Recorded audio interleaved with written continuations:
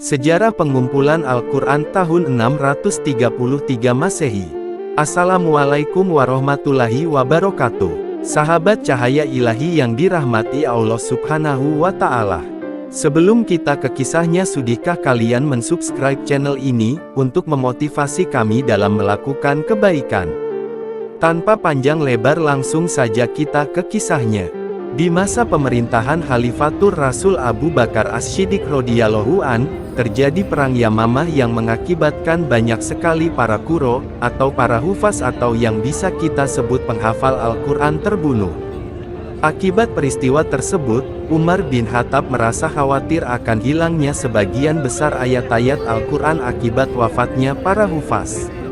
Maka beliau berpikir tentang pengumpulan Al-Quran yang masih ada di lembaran-lembaran. Zaid bin Sabit berkata, Abu Bakar telah mengirim berita kepadaku tentang korban perang Ahlul Yamamah. Saat itu Umar bin Khattab berada di sisinya. Abu Bakar berkata, bahwa Umar telah datang kepadanya lalu ia berkata, sesungguhnya peperangan sengit terjadi di hari Yamamah dan menimpa para quro, atau para hufaz. Dan aku merasa khawatir dengan sengitnya peperangan terhadap para qura sehingga mereka banyak yang terbunuh di negeri itu. Dengan demikian akan hilanglah sebagian besar Al-Quran. Abu Bakar berkata kepada Umar, bagaimana mungkin aku melakukan sesuatu yang belum pernah dilakukan oleh Rasul Shallallahu Alaihi Wasallam? Umar menjawab, demi Allah ini adalah sesuatu yang baik. Umar selalu mengulang-ulang kepada Abu Bakar hingga Allah memberikan kelapangan pada dada Abu Bakar tentang perkara itu. Lalu Abu Bakar berpendapat seperti apa yang dipandang oleh Umar. Zaid bin Sabit melanjutkan kisahnya. Abu Bakar telah mengatakan kepadaku, engkau laki-laki yang masih muda dan cerdas. Kami sekali-kali tidak pernah memberikan tuduhan atas dirimu, dan engkau telah menulis wahyu untuk Rasulullah sehingga engkau selalu mengikuti Al-Quran, maka kumpulkanlah ia. Demi Allah, seandainya kalian membebaniku untuk memindahkan gunung dari tempatnya, maka sungguh hal itu tidaklah lebih berat dari apa yang diperintahkan kepadaku mengenai pengumpulan Al-Quran. Aku bertanya, bagaimana kalian melakukan perbuatan yang tidak pernah dilakukan oleh Rasulullah Shallallahu Alaihi Wasallam? Umar menjawab bahwa ini adalah sesuatu yang baik.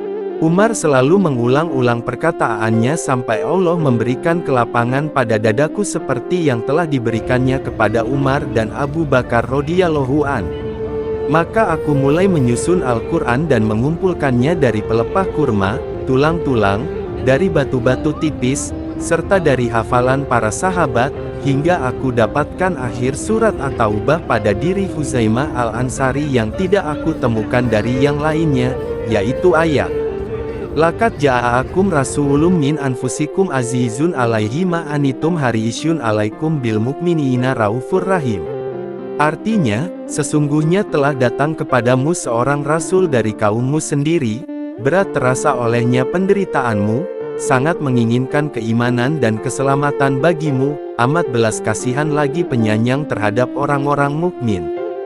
Quran Surah At-Taubah 9:128. Pengumpulan Al-Quran yang dilakukan Zaid bin Sabit ini tidak berdasarkan hafalan para hufaz saja, melainkan dikumpulkan terlebih dahulu apa yang tertulis di hadapan Rasulullah Shallallahu Alaihi Wasallam.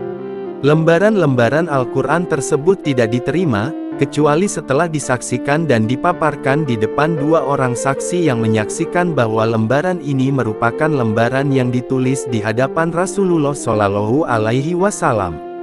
Tidak selembar pun diambil kecuali memenuhi dua syarat. 1. Harus diperoleh secara tertulis dari salah seorang sahabat. 2. Harus dihafal oleh salah seorang dari kalangan sahabat.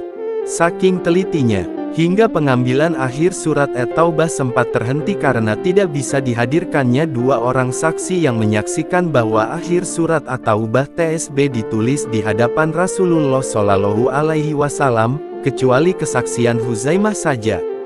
Para sahabat tidak berani menghimpun akhir ayat tersebut, sampai terbukti bahwa Rasulullah telah berpegang pada kesaksian Huzaimah, bahwa kesaksian Huzaimah sebanding dengan kesaksian dua orang muslim yang adil. Barulah mereka menghimpun lembaran yang disaksikan oleh Huzaimah tersebut. Demikianlah, walaupun para sahabat telah hafal seluruh ayat Al-Quran, namun mereka tidak hanya mendasarkan pada hafalan mereka saja. Akhirnya, rampung sudah tugas pengumpulan Al-Quran yang sangat berat namun sangat mulia ini. Perlu diketahui, bahwa pengumpulan ini bukan pengumpulan Al-Quran untuk ditulis dalam satu mushaf, tetapi sekedar mengumpulkan lembaran-lembaran yang telah ditulis di hadapan Rasulullah Shallallahu Alaihi Wasallam ke dalam satu tempat.